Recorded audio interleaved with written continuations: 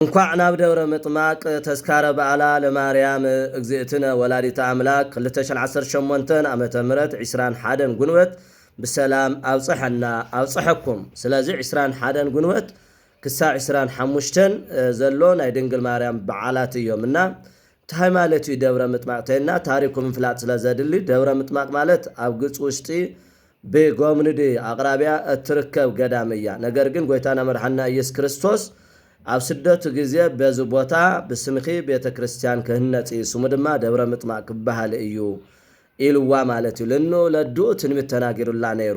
ስለዚህ እዙይ ኣይተረፈን ቤተ ክርስቲያን ብስማ ተሰሪሑ ደብረ ምጥማቅ ተባሃለ። በዚህ ቦታ በደብረ ምጥማቅ እመቤታችን ናይ ክርስትና ሃይማኖት ታላቅ ዓብይ ምስጢርን ተአማኝነትን ከምዝጎልህ አስደናቂ ተአምራትን ምግብላጽ ንሓሙሽተ መዓልትታት ንክርስቲያንም ንአረማውያንም ብገሃድ ትርአ ነበረት። እንዘ ትበርቅ በደብረ ምጥማቅ ሓምሰ ዕለታት ይብል ደራስ ማለት እዩ።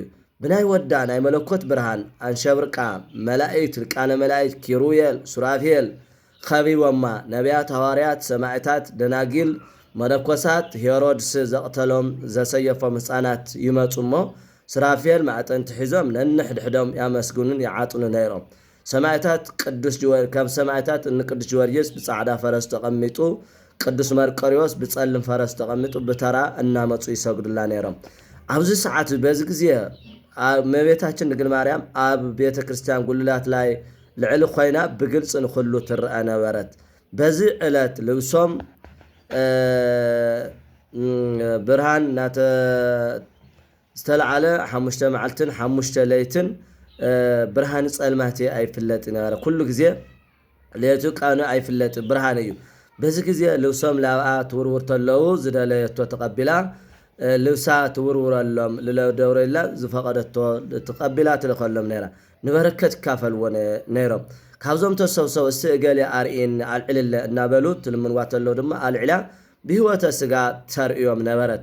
ከምዝና በሉ ብፍጹም ደስታ ቀንዮም 5 መዓልቲ ናይ በዓሉ መተሐሰብያ ክብሩ በዓሉ ካብ ግንቦት 21 እስካብ 25 መዓልቲ እዩ። ስለዚህ በዓል እዩ። ኩላትና ድንግል ማርያም በደብረ ምጥማቅ ለ5 መዓልቲ ብግልጽ ብምርአያ ዝሞቱ ምልዓሎም ብርሃን ምዃኑ ጨላማ ምጥፎ ናይ ሰብ ልቡና ናይ ሰብ ልመና ምቅባላ ይንገር ታሪክ ማለት እዩ።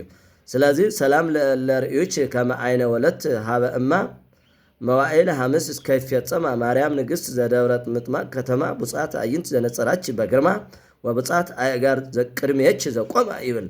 ስለዚህ ድንግል ማርያም ኣብ ደብረ ምጥማቅ ኩልላት ብግልጽ ኾና ተረእየቱል 5 መዓልቲ ስለዝኾነ ተን 5 መዓልትታት ደሞ ካብተን ናይ ድንግል ማርያም 33 በዓላተ ማርያም 5ኦም በዓላት ስለዝኾኑ ኩላትና ህዝበ ክርስቲያን ክንፈልጥ ግባእ። ሓደ እንታይ በዓል ንብለለና በዓል ምኽባር ጸጋ ክብሪ ሰላም ፍቅሪ ሓድነት የውርድ። ስለዚህ እግዚአብሔር ባራኪ ስለዝኾነ ኩሉ ጊዜ ላጻዓርካ ምብላዕ ልዋዕልኮ ናይ አዳም መርገም እዩ እና ንእግዚአብሔር እነመስግነሉ ንድንግል ማርያም እነኽብረሉ ዕለት ስለዝኾነ ብድጋሚ እንኳ ዓብጽሕና እንኳ ዓብጽሕኩም ንኩሉ ህዝበ ክርስቲያን ሸር በልዎ።